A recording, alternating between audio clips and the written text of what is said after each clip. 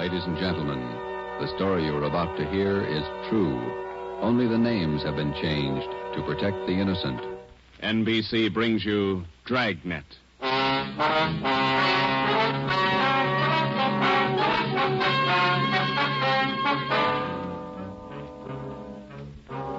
You're a detective sergeant. You're assigned to burglary detail. A gang of hijackers has started to work in your city. Truckloads of valuable merchandise have vanished. The thieves are clever, seem to have a foolproof system. Your job, find them. Dragnet, the documented drama of an actual crime, investigated and solved by the men who unrelentingly stand watch on the security of your home, your family, and your life. For the next 30 minutes, in cooperation with the Los Angeles Police Department, you will travel step by step on the side of the law through an actual case from official police files. From beginning to end, from crime to punishment, Dragnet is the story of your police force in action. It was Thursday, March 6th. It was windy in Los Angeles. We were working the night watch out of burglary detail. My partner's Ben Romero. The boss is Ed Backstrand, chief of detectives. My name's Friday. I was on the way back from the record bureau, and it was 5:35 a.m. when I got to room 2A. Interrogation room. Read this to him, Ben. Yeah. 2,600 dozen nylon stockings, 45 bolts of silk, 58 cases imported perfume. Where are you dumping this stuff, Laval? That's what we want to know. I told you the truth. I have nothing to do with it. I don't know anything about it. What was this stolen waybill doing in the cab of your truck? How many times do I have to tell you? I don't know. Your fingerprints are all over it. You must have carried it there. I didn't carry it there. Somebody's out to frame me. How many in the hijack gang, Laval? I'm not in a hijack game. I told you I don't know. When are you going to let me go? Who's the head of the gang? I don't know any head of the gang. I want to get out of here. You're covering for somebody. I'm not covering for anybody. You take the rap for all this, you're going to have a beard down to your knees by the time you get out. I'm not taking any rap. Then let's have it.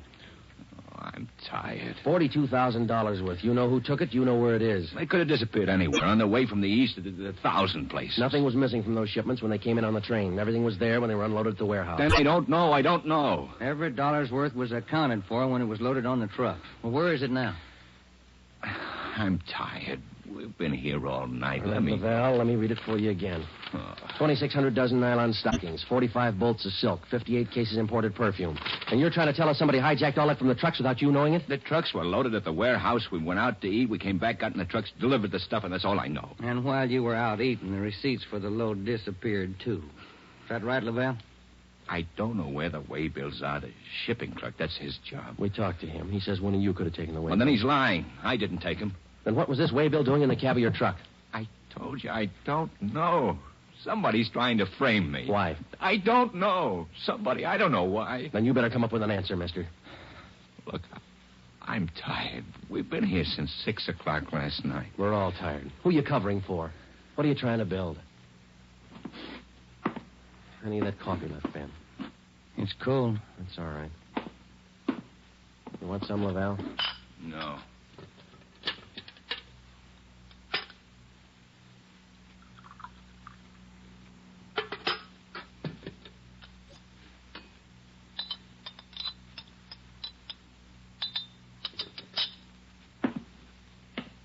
All right, now, look, let's get one thing straight.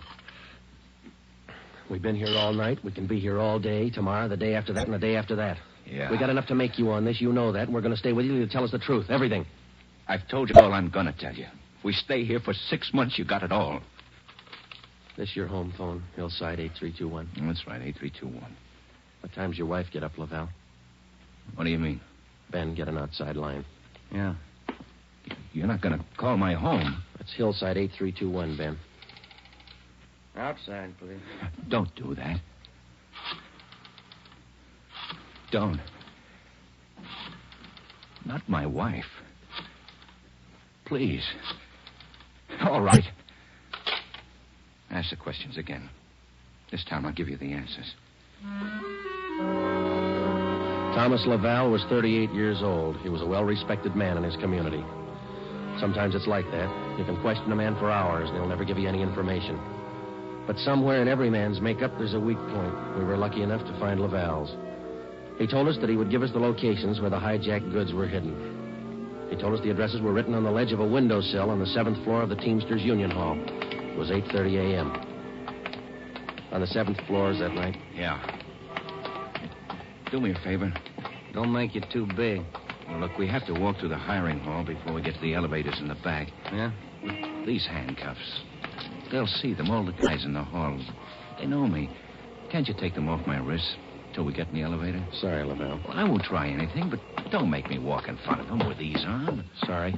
Just till we get in the elevator. Can't you do that? I don't want the guys to see me. Well, here's my overcoat, Laval. I'll drape it over your hands here, and they won't see the cuffs. There you are. Come on.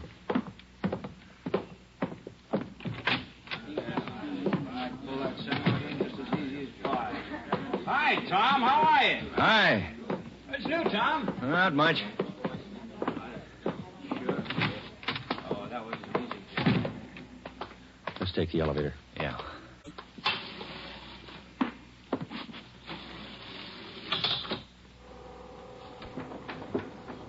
Cigarette? No, thanks. You? Yeah, okay. Thanks.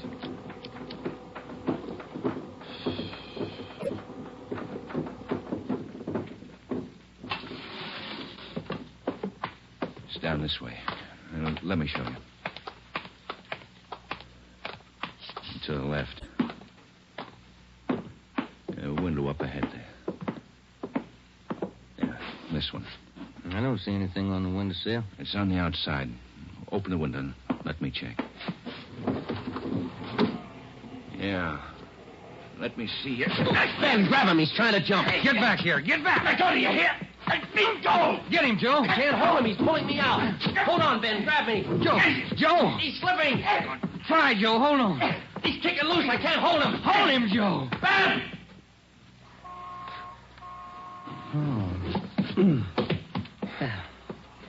I couldn't hold him. You almost went with him. Let's get downstairs. What happened? Call an ambulance. There's been an accident. Thomas Laval was 38 years old. He was a well-respected man in his community. He died with the same reputation. We had a prisoner who'd met his death while in our custody. In cases like this, we had to have witnesses. By the time we got to the street, the usual accident crowd had gathered. Anybody here see the accident? What you want, witnesses? Yeah. Did you see it? Yeah, we saw it. Let's get their names, Ben. My name's Pete Garfield. This is Jack Morris. We'll be your witnesses. You'll probably be subpoenaed for the inquest tomorrow morning. Sure, we'll be there. We saw you push the guy out the window. We saw you kill him. The next morning at 10 a.m. in the basement of the Hall of Justice, Harold J. Lane, Deputy Coroner, City and County of Los Angeles, read the report of the findings of the autopsy on the body of the deceased, Thomas Laval. As is customary at a coroner's inquest, the identification witness was called to testify first. Elizabeth Laval, please. Raise your right hand. Do you solemnly swear that the testimony you're about to give to be the truth, the whole truth, and nothing but the truth, so help you God? Yes. Be seated. State your name. Elizabeth Laval, What is your address? 1216 East Amarillo Drive. What is your occupation? I'm a housewife, What is your relation to the deceased? his wife. Have you viewed the body of the deceased in this office? Yes. Who was the deceased? Husband, Thomas Laval. Is there anything further you wish to add? Thank you. Step down, please. Joseph Friday. Raise your right hand. Do you solemnly swear that the testimony you're about to give to be the truth, the whole truth, and nothing but the truth, so help you God? I do. Be seated. State your name. Joe Friday, What is your address? 4656 Collis Avenue. What is your occupation? I'm a police officer in and for the city of Los Angeles. Are you the investigating and arresting officer on this case? I am. Will you state briefly the facts relating to the death of the deceased? On the morning following the arrest by us of the deceased on suspicion of grand theft merchandise, he expressed a desire to assist us in the apprehension of suspects involved in these thefts and the recovery of property taken in them. Did he assist you? Well, He informed us that if we took him to the Teamsters Union Hall, that he'd be able to obtain addresses of the locations where the stolen property was cached. You then took him there. Yes, we did. What happened? When we arrived, he requested us to remove his handcuffs. We refused. The deceased then informed us that the addresses were written on a window ledge on the 7th floor. When we arrived at the window, under the pretense of searching for the addresses, he threw himself over the ledge. I grabbed his left leg to restrain him, but he kicked loose. Did you at any time have any idea that the deceased planned such action? I did not. What did you do then? We immediately went to the location of the body and had an ambulance dispatched. Do you have anything further to state? No, I have not. Are there any questions from the jury? That's all, Officer Friday. Step down. Peter Garfield. Raise your right hand. Yeah. Do you solemnly swear that the testimony you're about to give to be the truth, the whole truth, and nothing but the truth, so help you God? Yeah? Be seated. State your name. Pete Garfield. What is your address? 1654 North Pico. What is your occupation? Truck driver. Down at General Warehouse. Did you know the deceased? Yeah? How did you know him? I worked with him. And that cop's a liar, and so's his buddy sitting over there. Please confine the testimony of this inquest to facts. Were you present at the time the deceased met his death? I told you I was. And those two cops pushed Tom out of the window. Where were you at the time the deceased was pushed or jumped from the window? Jack and I just left the Union Hall. We were going out the front door when it happened. What attracted your attention? I heard him scream. When I looked up, Tom was falling. That cop was standing at the window watching him. Did you see the officer push him? Yes, I saw him. Did I understand you to say you were on the street outside the building at the time? Yeah. And you saw the officers push the deceased from the window on the 7th floor from your vantage point? Yeah. Isn't it true that that's a physical impossibility? What is? That you could have seen what you testified to from where you were standing? I know they pushed him. You know or you saw? I know, that's all. Tom wouldn't jump out of a window. Then it's true you didn't see the officers push the deceased out of the window? No, I didn't see him. Is there anything further you'd like to add? They must have pushed him. Any question from the jury? That's all, Garfield. Step down. Dorothy River. Raise your right hand. Yes. Do you solemnly swear that the testimony you're about to give to be the truth, the whole truth, and nothing but the truth, so help you God? I do. Be seated. State your name. Dorothy River, What is your address? 211 South Beverly Drive. And what is your occupation?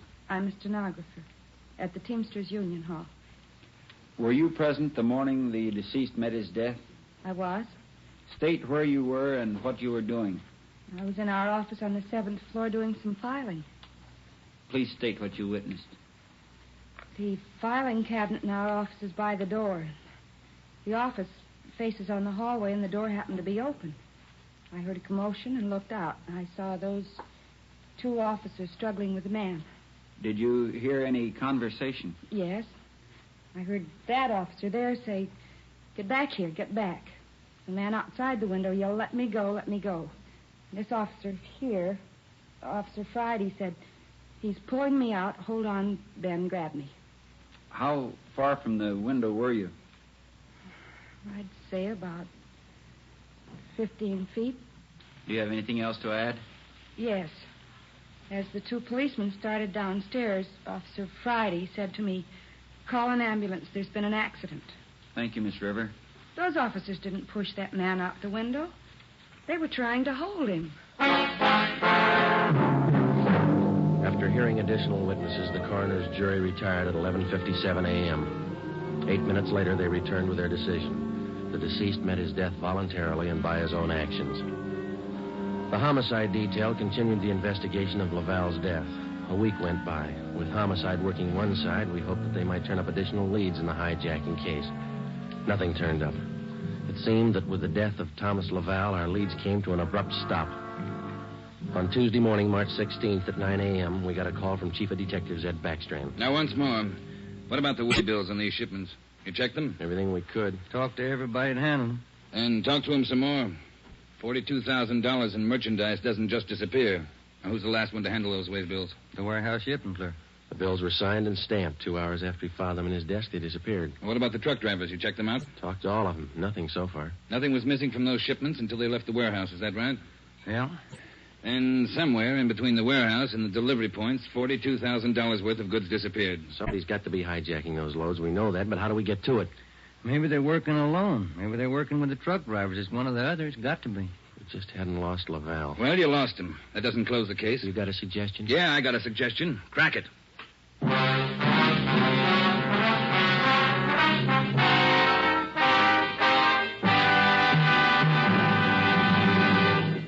You are listening to Dragnet, authentic stories from official police files. And now, an important announcement. Ladies and gentlemen, we are pleased to announce that starting next Thursday, October 6th, Dragnet will be brought to you by Fatima Cigarettes. We'd like to take this opportunity to thank you, the listener, for your excellent response to our efforts in bringing you these weekly authentic presentations of actual cases from official files. Your letters are the only indications we have that Dragnet is a source of your listening pleasure. We'd like to hear from all of you. Starting next Thursday, October 6th, over most of these same NBC stations, Dragnet will be heard weekly at 10:30 p.m. Eastern Standard Time, immediately following the Supper Club. Check your newspaper for local release time.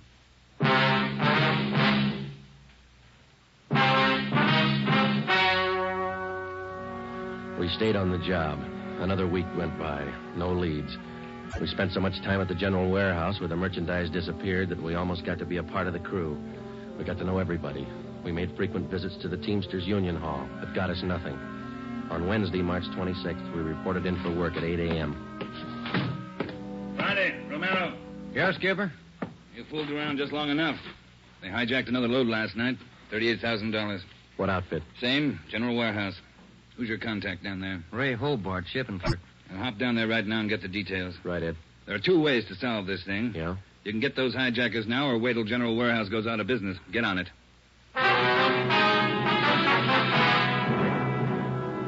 Hobart, who was the shipping clerk on duty last night? I was, working for Siggy, Siegelmeister. He's out with a cold. And you saw the stuff was loaded on the trucks, and you checked the waybill. Yeah, as usual. Everything as usual. Checked the trucks out at 2 a.m., went back to the office, filed the waybills. You work a pretty heavy schedule, Hobart. You started at 2 a.m. and you're still on duty? It took the last 4 hours of Siggy's shift, at 2 a.m. to 6 a.m. He had a cold. I was back here at 10 this morning to start my own shift. When did you find out the waybills were missing on that shipment last night? Just before I went off. Maybe 5:30, 5:45. Well, how about the truck drivers who handled that load, Hobart? You got them? Let's see. I got it right here. Okay. Here you go, Sergeant. Jack Morris and Pete Garfield. Jack Morris and Pete Garfield were brought in for questioning. We double-checked with Homicide and found that their reports on Morris and Garfield tallied with ours. No previous records. Both men had been tailed for a reasonable length of time since their testimony at the Laval inquest.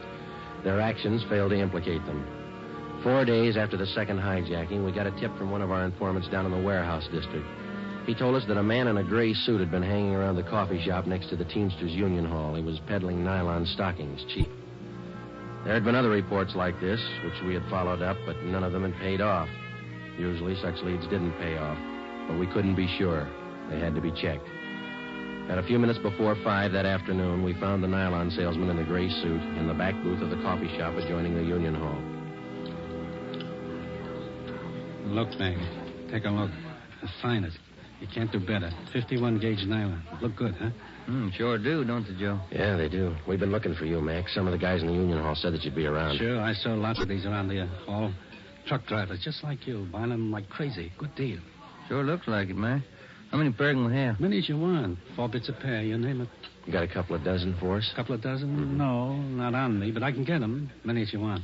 Well, we're kind of in a hurry. Can you get them for us fast? Couple of dozen. Better make it 3 dozen, huh, Joe? Yeah, if you want. 3 dozen. Can you get them now? Couple of hours I can get them. Same quality. Want to meet me here? Oh, I don't know. We wanted them for tonight. My wife's birthday, you know. Well, maybe an hour and a half. How's that? 3 dozen, meet you here. Oh, look, Mac, maybe we're both heading the same direction. Can't we go with you and pick up the nylon? Save time for all of us. No, I don't think so. No. Can't you wait? Hour and a half? How's that? Ever find a better buy? I'm sorry, Mac. I wish we had the time. Well, where do you have to go to pick up these nylons? Oh, way out. Sunset Boulevard near Fairfax. Can't you wait? I'll make it fast. Can't we pay you and then go out and pick them up ourselves? Huh? No. Don't work that way. No. Can't you wait here? I'll make it fast. We ought to be home now, Joe. Yeah, I'm sorry, mister. We'll have to skip it. Yeah, maybe we can pick up something on the way home, Ben. Candy or something. Wife likes candy. Now, look, fellas, I don't want to see you lose out on this deal. I'll meet you halfway. How you mean? Look, together we'll go out to Sunset and Fairfax, huh? Near the place. You wait there at the hamburger stand, and in 5 minutes I'll bring you the stuff, okay? Oh, I don't know. We're late already, but... All right, it's a deal. I'll call the wife and tell her we're going to be a little later. 3 dozen, is that right? 3 dozen of the best. You can't do better. All right, I'll be back in just a minute.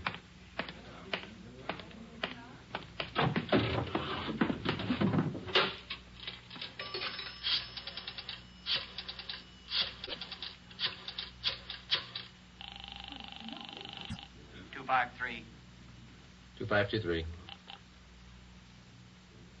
Chief of Detectives Office, Chandler. Mike, Joe Friday, Backstrand there? Out right now, Joe. Well, then do me a favor, Chandler. Make it fast. Get a couple of men out to Sunset and Fairfax as fast as you can. Tell them to watch for Ben and me. You got that? Yeah, what else? We'll drive up in our car with another man. Ben and I will get out of the car and go in the hamburger stand. The other man will walk off. Whoever you get, tell him to follow that man. You got it? Right. All right. Just tail him. See where he goes, see what he does. Okay, Joe, right away. All set, Joe? She got dinner ready? Yeah, just about. We better hustle. Sure. Best deal in the world. Let's go. At 5 minutes to 6, we pulled up at the corner of Sunset Boulevard and Fairfax. It was almost dark. Ben and I got out of the car and started over for the hamburger stand on the corner. We caught a glimpse of Barcy and Kaplan in one of our detective cars parked in a gas station on the opposite corner. They had their eyes on our man. When the traffic signals changed, the man crossed the street and headed down Fairfax. Barcy and Kaplan waited a minute, and then they took off after him. He turned at the next corner and disappeared from sight. Ben and I ordered a cup of coffee, and we sat down to wait. At 6:30, we were still waiting. At 5 minutes to 7, I went across the street to the drugstore and called the office. Barcy and Kaplan hadn't been heard from. Their car, 105K, was not acknowledging calls. I had my call switched from communications to Backstrand's office. Well, they lost him Friday. I don't know how they lost him, but they lost him. Well, who's out there now? Sullivan and Whitney took a detail out there. They're combing the neighborhood right now. Well, how did it happen? A man just doesn't disappear into thin air. That's what I keep telling you about that stuff that's been hijacked. The search for the nylon salesman went on all that night and most of the next day. From his description, we ran a make on him. No previous record. He had disappeared completely. We were right back where we'd started from. The only thing we could do was to start backtracking, re-questioning the people at General Warehouse, the truck drivers, the shipping clerks. We kept a close check on Garfield and Morris, and we went back to the only possible lead still remaining, Mrs. Laval. She could tell us nothing more than we already knew. When we left her, we started on the neighbors for the second time around. For the rest of the day, we canvassed the immediate neighborhood. We got as many opinions of the Lavals as they had neighbors. At 3:30 that afternoon, we visited with Miss Gertrude Langster, a 50-year-old maiden lady who lived almost directly across the street from the Laval house. She'd been out of town the first time we covered the neighborhood. The old saying goes, Sergeant, there's no fool like an old fool. Oh, say, if I told you the chances I had when I was a girl. Yeah, but we just... not truck drivers like that. Laval man, God rest his soul. But fine, wealthy men, bankers, lawyers. Templeton Grant, you remember him? No, banker. ma'am. I was engaged to him once. Butterfly waist, that's what he used to call me. Well, I was slim in those days. Would you like to see some pictures of me as a girl? No, thank you, ma'am. We'd just like to ask you a few questions, that's all. Could you tell us if the Lavals had many visitors to their house in the past 6 months or so? Oh, no. Funniest thing, I am the nosy type, Sergeant. I like to know everything that goes on around my neighborhood, and you can take my word for it, the Lavals never had visitors. You know, Sergeant Friday, you remind me of a young man I used to be engaged to just a few years ago. Yes, Miss Langston. Now, would you tell us, please, did you have any reason to think that there was something little out of the ordinary about the Laval? Oh, little out of the ordinary, he says, but my dear man, yes. Here he was, a truck driver, and there she was with a home furnished like the Astors. Why, I even used to see him cart some of the things home in that car, his beautiful things, rugs and glassware, bolts of fabric. Oh, gorgeous. And he'd bring these things home after work. Is that it, Miss Langston? Anytime. Day or night, weekends, anytime. Mm-hmm. After 4, Joe, we better call office. Yeah. Are you sure of all that you've told us, Miss Langster? Sure. Oh, my dear man, of course I'm sure. I watched him week after week. Well, thank you. Won't you stay for a cup of tea? I'll have Josephine fix it. Josephine? No, thank you, ma'am. Well, then, perhaps a glass of sherry? Thank you, no. But there is something. Yes? I wonder if we could use your phone, please. Oh, yes. In the hall, next to the umbrella stand. Thank you, ma'am.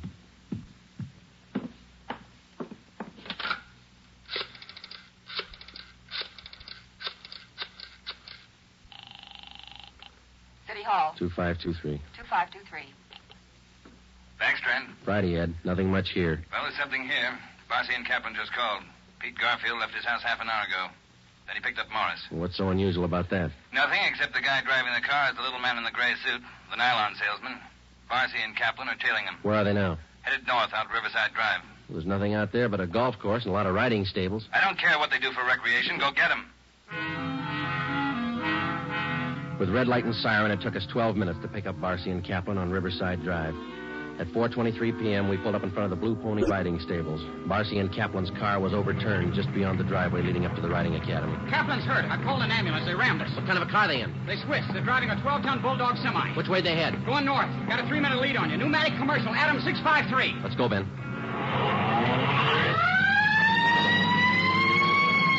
Can you see him, Joe? No, not yet. Watch that crossing. Up ahead, Joe. That's a semi. Can you read it? Wait a minute. Adam 653. That's them. Took a right on Lancashire. Don't lose them. They're pushing that semi too hard. Look at that trailer sway. They'll have to stay on Lancashire. They're going too fast to turn now. Traffic's closing in up ahead of them. They better not turn. That's what they're doing. Look at that trailer whip. They're going over. Into that storefront.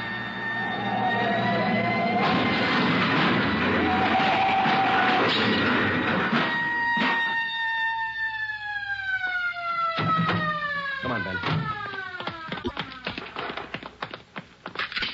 You all right? Wait a minute. Let me see.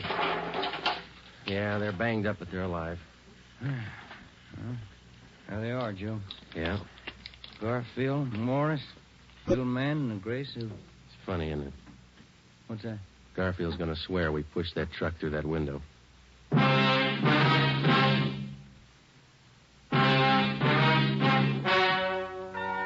The story you have just heard is true.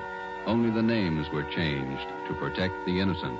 Peter Garfield, Jack Morris, and John Dolfo, the stocking salesman, were hospitalized and later brought to trial. They were convicted on charges of grand theft and received sentences as prescribed by law. They are now serving their terms in the state penitentiary. You have just heard the 18th in a new series of authentic cases from official files. Technical advice for Dragnet comes from the Office of Acting Chief of Police W.A. Wharton, Los Angeles Police Department. Tonight's program is dedicated to motorcycle officer Elmer Forsman of the Fresno, California Police Department, who on the afternoon of October 6, 1946, gave his life so that yours might be more secure. Remember, starting next Thursday night, October 6th, Fatima Cigarettes invite you to listen to Dragnet immediately following the Supper Club. That's 10:30 p.m. Eastern Standard Time over most of these same NBC stations. Check your newspaper for local release time. Dragnet came to you from Los Angeles. Judy Canova joins the star lineup of Saturday shows tonight on NBC.